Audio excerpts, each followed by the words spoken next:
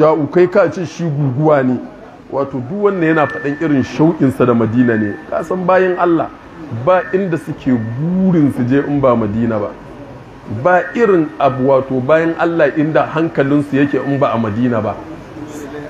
Yawwa shi ne faɗin hadisi da yake cewa innal imana la ya'zuru ila madinati kama ta'zuru al-hayyatu ila hujraha.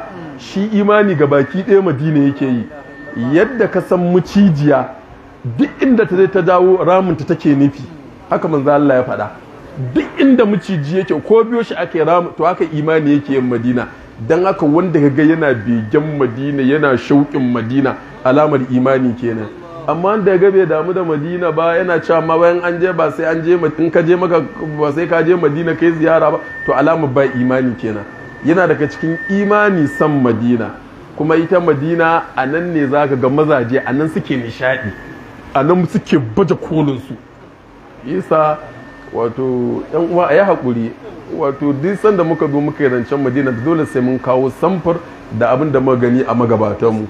Wala mu shawo Aliyu Harazimi akwai shekarar da ya shirya zai tafi madina, wanda ga yan uwa na sai di Malam Mustapha duk da su zai tafi madina, ya nufin zai tafi kuma sai jiki ya nauyi. Kowa ga irin halin da shehu ya cika, jiki nan haka shehu ya fito ana kuka, kowa yana kuka saboda dada da juyawa shehu baya iya yi, wadda hatta kai ta kawo ma yana gani ya ce to ko za a tafi ba zan iya zuwa ba saboda jikin ya yi tsamari. Can dai ce to a tafi da sai di Malam Mustapha da Malam Baba ɗaukan shehu suka yi suka sashi a mota, muka je har airport. Ɗaukan shehu suka yi suka sashi a cikin jirgi, a cikin jirgin ma komai yi wa shehu ake saboda jiki ya yi nauyi, da waige ma shehu baya iya yi saboda halin ciwo da ake ji. Muka sauka a Jidda, aka samu mota aka sa shehu ya kwanta a ciki, amma duk inda aka yi tafiya kamar minti 20 rabin awa shehu sai an tsaya an je kama ruwa. In an je kama ruwan kuma ruwa fitsarin ba zai fito ba, ga wuya na ciwo, ga bawali ya ki fita, ga harawa, ga ciwo dai.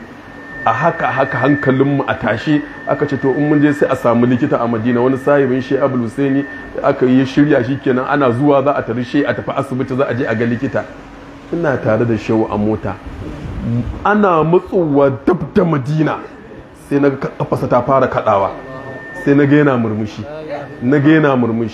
muna shiga cikin Madina aka ce shehu ai asibitin, sai ce asibiti na zo gurin annabi kuma in tafi gurin wani likita. Muna tare da shehu, jiki fa ana ɗaukansa. Muna shiga rauda muka je shehu ya yi ziyara, bacin mun yi ziyara yi shiga hali ya kuka. Muna fitowa daga gurin ziyara aka ce shehu maganar asibiti, ya ce na je gurin manzon Allah na roƙe shi ya ban lafiya, kuma ya ban lafiya. Saboda haka ba zan je gurin likita ba, kuma muka ga ya samu lafiya sosai. Ya ce na nemi lafiya gurin manzon Allah ya bani, kuma sai muka ga ya warke. Duk abin da aikin fitsari da za a yi da sauran ayyuka da bin duk ba a yi ba. Kuma muka da gida nan gida ana cewa ai shehu ya yi kiba, an samu lafiya. Wani likita a gani ba, wani likita wajen annabi ya je a nan nemi lafiya. Wannan duk a gaban mu akai. Duk yan uwa nan ga sai di Malam Mustapha duk da su ake. To kun ga yadda Madina take. Yawwa shi sai Malam Shibra yake cewa biha har iya muhaddure halin, wato ita Madina tasha ce ta ajiye kaya, a nan kake baje kolin bukatarka, a nan ne duk abin da kake nema in je Madina sai a baka. In kaga ka je ka nema ba a baka bane, ka san zuwan ma iri ne, zuwan ma iri ne. Yawa in ka je ka san me ka je, ka san inda ka je, ba kana zuwa malan kam aljanna fa ka je. Aljanna akwai abin da babu, komai ka dauko ka towo da shi sallallahu alaihi wasallama. Shine za ga mazaje suna ta shauƙin